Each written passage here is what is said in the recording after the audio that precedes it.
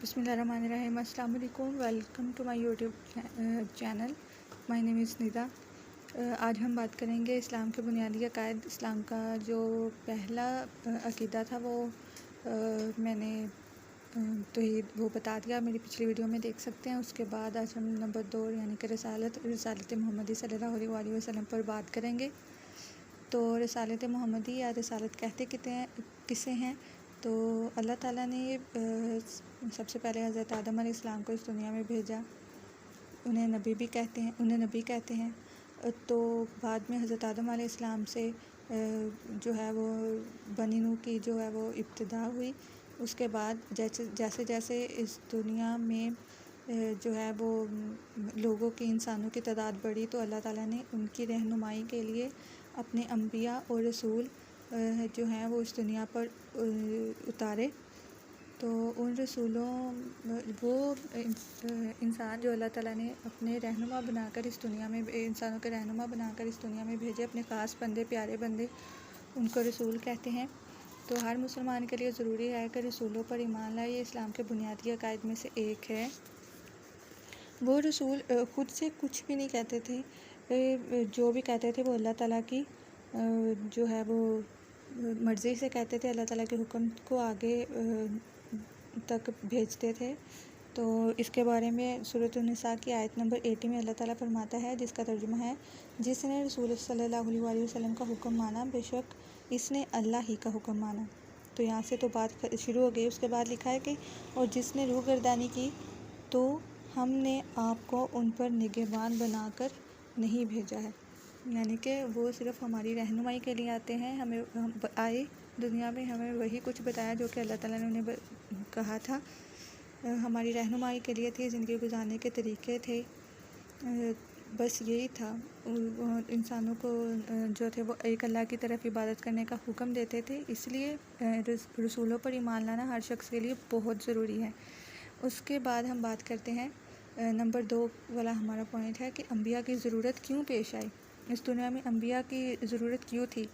इंसान की फितरत में खैर और शर में इम्तियाज़ करने की सलाहियत और नेकी और बदी में तमीज़ करने की क़ुव्वत उसकी पैदाइश के साथ ही रख दी गई है, और वो अपने परवरदिगार की मार्फत के शऊर से भी बहरावर नहीं है। लिहाजा नबी की ज़रूरत इसलिए नहीं है कि वो इंसानों को इन चीज़ों से वाकिफ़ कराए।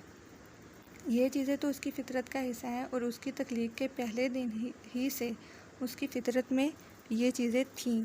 बल्कि अम्बिया की ज़रूरत सिर्फ़ उनकी हदायत और रहनुमाई के लिए ही थी कि वो जिन कामों जायज़ और नाजायज़ में तमीज़ करना भूल गए थे।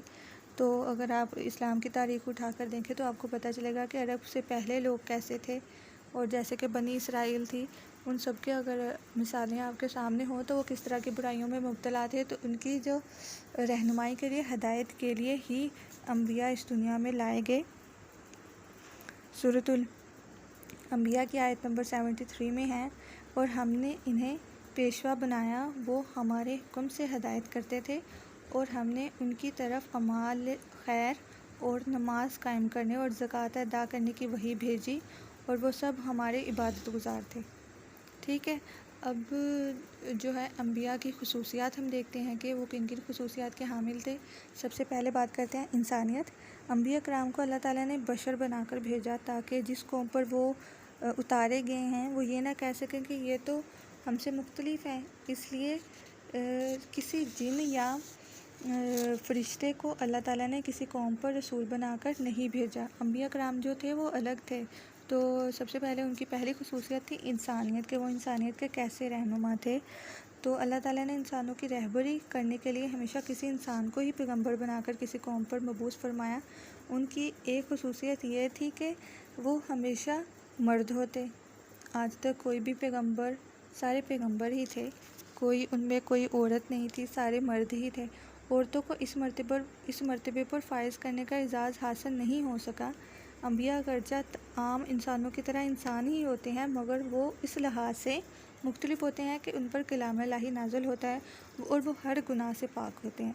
उसके बाद हम बात करते हैं फ़रीज़ा तबलीग की। अम्बिया कराम की खुसूसियात में से एक खुसूसियत ये भी है कि वो अल्लाह ताला के अहकामात बिला किसी खौफ और अपनी जान के की परवाह किए बगैर बंदों तक पहुंचाने का फरीज़ा सर अंजाम देते हैं। वो अपनी तरफ से अल्लाह के किसी हुक्म में बराबर का कुछ भी नहीं डालते, ज़रा भर भी वो खुद से इजाफ़ा नहीं करते। जो बात जैसे अल्लाह ताला ने उनके दिलों में डाली वैसे ही वो जो है इंसानों तक पहुंचाते। वो अल्लाह की तरफ से फरिश्ते उनकी तरफ जो लेकर आते तो वही वो बंदों की तरफ पहुंचाते थे और अल्लाह की पैरवी करते थे।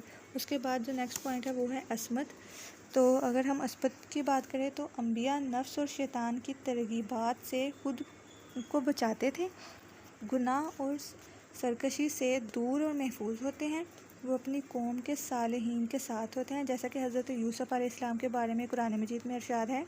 सूरत यूसुफ़ की ही आयत है 24 के यूसुफ़ अलैहिस्सलाम ने इनकार कर दिया और बेशक इसने यानी कि ज़ुलेखा ने तो इसका इरादा ही कर लिया था, वो भी इसका कसद कर लेते अगर इन्होंने अपने रब की रोशन दलील को ना देखा होता। इस तरह के हम उनसे तकलीफ़ और बेहयाई को दूर रखें, बेशक हमारे चुने हुए बंदों में से हैं वो। ठीक है कि अगर हज़रत यूसुफ़ अलैहिस्सलाम चाहते तो उस गुनाह की तरफ फिर आगे हो जाते, लेकिन अल्लाह ने उन्हें हदायत की थी, वो अल्लाह के बंदे थे, इसलिए उन्होंने उस गुनाह से अपने आप को बचा लिया। उसके बाद हमारा नेक्स्ट पॉइंट है सिराते मुस्तकीम पर फाइज़ होना। ये नेक्स्ट उनकी खसूसियत है अम्बिया अलैहिस्सलाम की। अल्लाह ताला के तमाम पैगंबर सिराते मुस्तकीम पर फाइज़ होते हैं और वो जिस उम्मत पर मबूस होते हैं उसे भी सिराते मुस्तकीम पर चलने की तलकीन करते हैं। इसी बिना पर इंसानों पर पैगंबरों की अताअत लाजमी हो जाती है और ये लोग हकीकतन इनाम वाले ही होते हैं। सूरत अल-फातिहा में भी ये दुआ की जाती है कि इहदिना सिरातल मुस्तकीम सिरातल लज़ीना अनअमता अलैहिम। तो इसका मतलब है हमें सीधा रास्ता दिखा, उन लोगों का रास्ता जिन पर तूने इनाम फरमाया। उसके बाद जो नेक्स्ट है तालीम में किताब। तमाम अम्बिया की ये खसूसियत थी कि वो अपनी कौम को किताब अल्लाह की तालीम देते। इसके लिए उन्हें सख्त मुश्किलात का सामना करना पड़ा, लेकिन उनके पाँव में ज़रा भर भी लग़ज़िश नहीं आई और वो अपने मिशन में कामयाब और कामयाब रहे क्योंकि वो साबित कदम रहे, उनको अल्लाह पर यकीन था। उसके बाद हम बात करते हैं तालीम व हिकमत की। तो पैगंबर और नबी अपनी अपनी उम्मत को अक्ल व दानिश की बातें बताते और अपने अमाल व अक़वाल के ज़रिए उनके तमाम मसाइल का हल बताते और अपनी अहले अक़ल से मशवरा भी लेते थे। यानी कि अगर वो देखते कि उनमें कोई सियाना कोई रहनुमाई करने वाला फ़र्द है तो उससे मशवरा लेने में वो किसी किस्म की लगर्जी नहीं करते, ले लेते थे। मशवरा लेना कोई बड़ी बात नहीं है। नबी करीम सल्लल्लाहु अलैहि वसल्लम खुद मशवरे पर अमल पैरा होते थे। उसके बाद मैंने नेक्स्ट पॉइंट लिखा है, साइड पर लिख दिया है क्योंकि वहाँ पे जगह नहीं थी, कि बरहक होना। जो अम्बिया होते हैं वो हक पर होते हैं। पैगंबर अपनी कौम को हमेशा जो कुछ पेश करता है वो बिल्कुल बरहक होता है क्योंकि वो बज़रिया वही नाज़िल होता है। आज तक कुरान पाक की तालीमात को साइंस और फ़लसफ़ा या दुनिया का कोई भी इल्म गलत साबित नहीं कर सका है। कुरान पाक में जो हक़ाइक़ आज से सैकड़ों साल कबल बयान किए वो आज ही दुरुस्त होकर साबित हो रहे हैं, जबकि उस दौर में मौजूद साइंस का तो वजूद था ही नहीं जब कुरान पाक नाज़िल हुआ। तो ये एक अल्लाह ताला की बहुत बड़ी कुदरत में से भी एक है। उसके बाद है कि जो अम्बिया थे वो कौम की तरफ अदालत बनकर आते थे। अल्लाह ताला ने अपनी हुज्जत तमाम करने के लिए हर कौम में अपने रसूल भेजे। ये रसूल अल्लाह ताला की अदालत बनकर आए और उनके ज़रिए से उस कौम के दरमियान हक़ और बातिल का फ़ैसला किया। जो लोग अल्लाह पर ईमान लाए उनको फ़लाह और निजात हासिल हुई और जो इसके राह में रुकावट बने या इससे जिन्होंने इनकार किया तो बेशक वो मुसलमान कहलाने के लायक नहीं, वो काफिर हैं। यानी कि हर मुसलमान का ये पुख्ता अक़ीदा होना चाहिए कि रिसालत बरहक है और पैगंबर और नबी अल्लाह ताला की तरफ से बंदों की हिदायत के लिए मबूस होते हैं। जब तक इंसान तौहीद के साथ साथ रिसालत का भी इकरार कर लेता है तब तक वो एक सच्चा मुसलमान होने का सबूत देता है। हाँ जी, उसके बाद हम बात करते हैं रिसालत मोहम्मदी सल्लल्लाहु अलैहि वसल्लम की नुमायाँ खसूसियात। सबसे पहले हम बात करते हैं आलमगीर हैसियत। रसूल सल्लल्लाहु अलैहि वसल्लम ने इरशाद फरमाया, मुझसे पहले जितने नबी आए वो अपनी अक़वाम के लिए आए, लेकिन मैं तमाम लोगों के लिए हिदायत बनाकर भेजा गया हूँ। उसके बाद कुरान पाक में भी इरशाद बारी ताला है कि और हमने आप सल्लल्लाहु अलैहि वसल्लम को नहीं भेजा मगर इस तरह के पूरी इंसानियत के लिए। उसके बाद सूरतुल अंबिया की आयत नंबर 107 है कि और हमने आप सल्लल्लाहु अलैहि वसल्लम को नहीं भेजा मगर तमाम जहानों के लिए रहमत बनाकर। इस तरह से आप सल्लल्लाहु अलैहि वसल्लम सारी दुनिया के लिए रहमत बनकर आए, सारी दुनिया के लिए। उसके बाद है कि साबका कतब में तज़किरा रसूलुल्लाह सल्लल्लाहु अलैहि वसल्लम के बारे में तमाम अंबिया ने पेशीनगोई फरमाई। कुरान पाक में भी इसका जिक्र इस अंदाज में किया गया है, सूरह आल इमरान आयत नंबर 81। और जब अल्लाह ने अंबिया अलैहिस्सलाम से पुख्ता अहद कर लिया कि जब मैं तुम्हें किताब और हिकमत अदा कर दूं, फिर तुम्हारे पास वो रसूल तशरीफ़ लाए जो उन किताबों की तस्दीक फरमाने वाला हो और जो तुम्हारे साथ होंगी, तो ज़रूर बिलज़रूर उन पर ईमान लाओगे और ज़रूर बिलज़रूर उनकी मदद करोगे। फरमाया क्या तुमने इकरार किया और इस पर मेरा भारी अहद मजबूती से थाम लिया?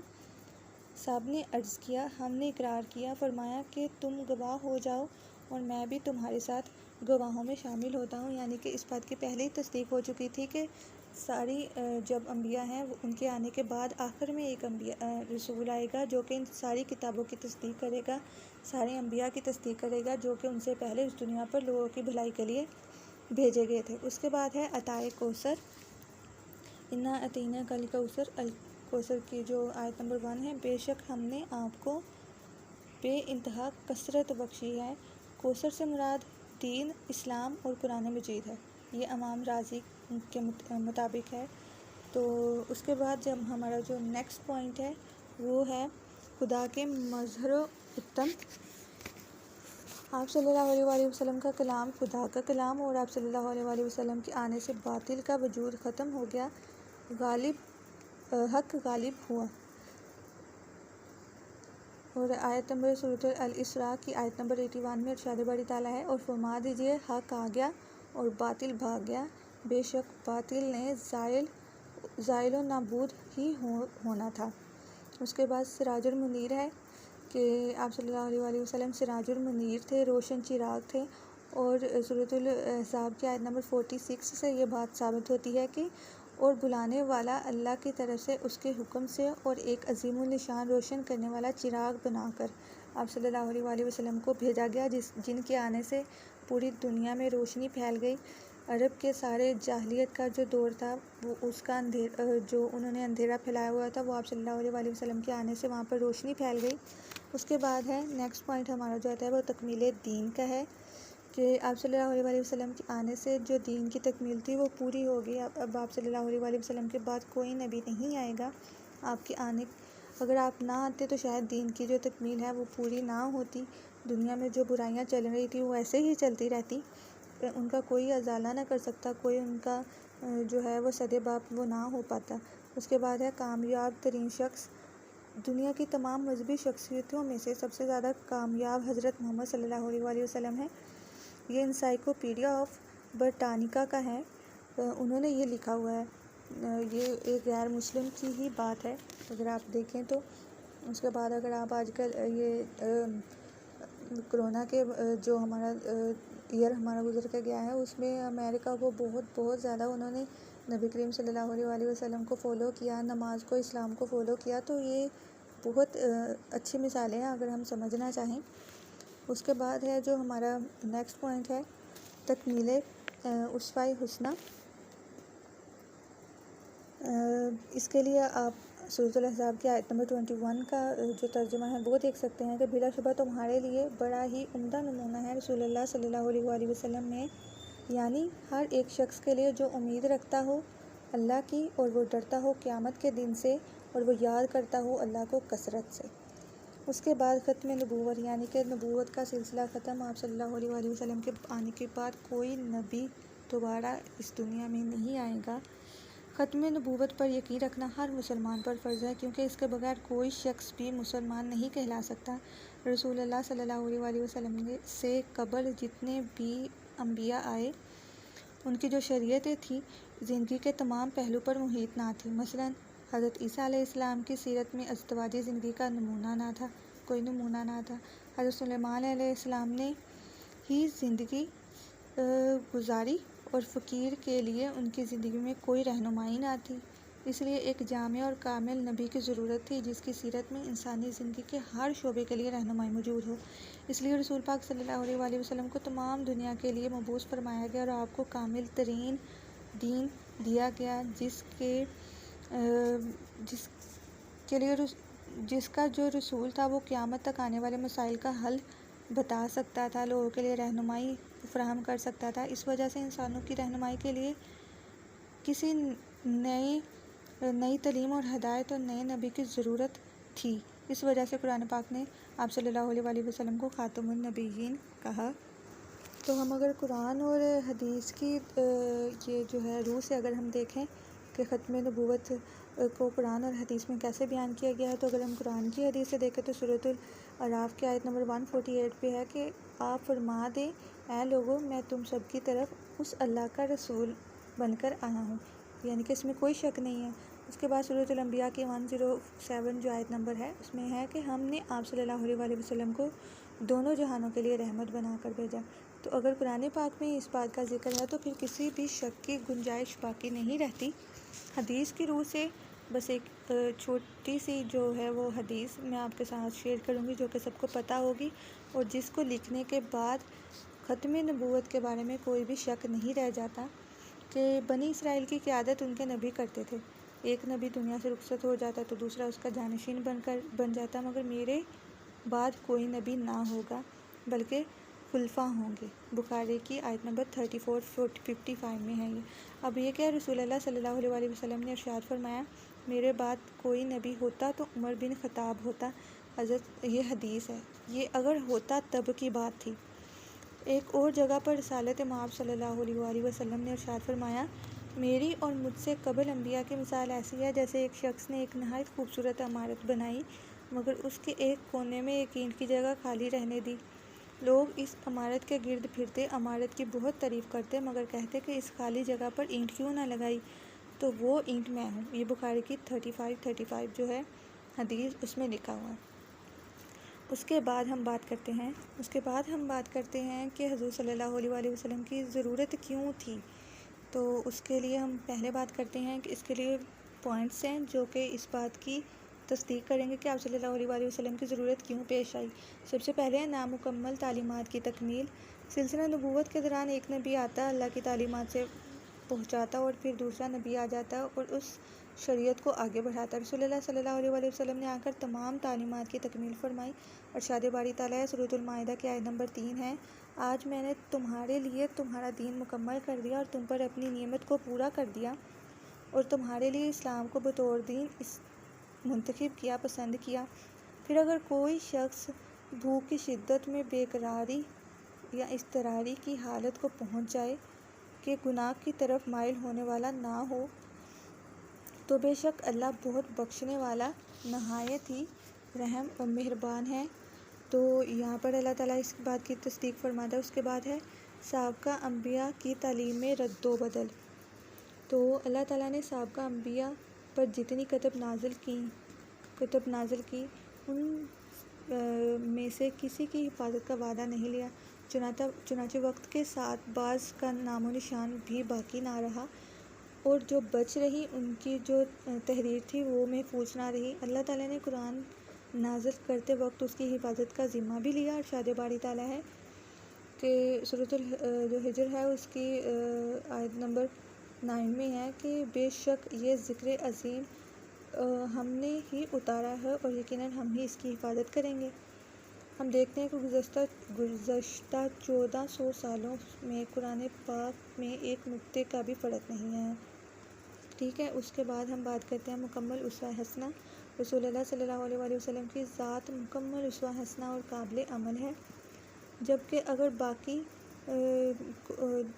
अदियान को देखा जाए तो कहीं ना कहीं तशन्नुगी नज़र आती है। ईसा अलैहिस्सलाम ने ना तो कभी सियासत में हिस्सा लिया, ना ही कभी शादी की। अब अगर एक शादीशुदा शख्स हज़रत मसीह अलैहिस्सलाम की ज़िंदगी से रहनुमाई लेना चाहे तो नहीं ले सकता, ना ही कोई सियासतदान वहाँ से सियासत के असूल सीख सकता है।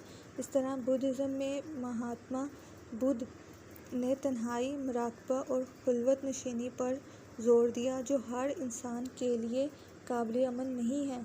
शादी ना करना फ़ितरी असूलों के भी मुनाफी है, जबकि रसूलुल्लाह सल्लल्लाहु अलैहि वसल्लम ज़िंदगी के हर पहलू पर अमली रहनुमाई करते हुए नज़र आते हैं।